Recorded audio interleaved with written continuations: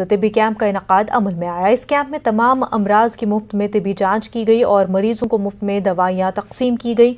दिन भर चले इस तिब्बी कैंप में 1 दर्जन से ज्यादा डॉक्टरों ने रजाकाराना खिदमात अंजाम दी।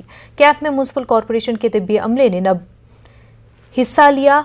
कैंप के जिम्मेदारान का कहना है कि इस कैंप से 1000 से ज्यादा अफराद ने इस्तिफादा हासिल किया।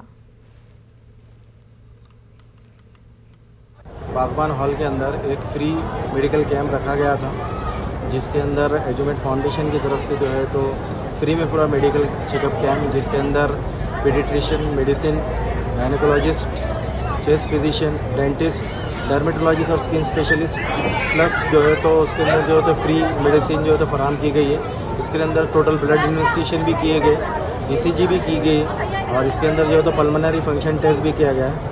तमाम जो है तो medical facilities under one roof जो है तो हमने देने की कोशिश की है और तकरीबन इस कैंप के ज़रिए से अभी तक के 1000 तकरीबन 1000 लोगों ने जो है तो इससे फ़ायदा उठाया है। आज हम यहाँ सब्जी मंडी फंक्शन हॉल में आए थे तो यहाँ पर गरीबों को बहुत सी दवाएं दिए, डॉक्टर्स भी अच्छे थे और उनकी बहुत अच्छी देखे भी, उनकी मेडिसिन भी दिए।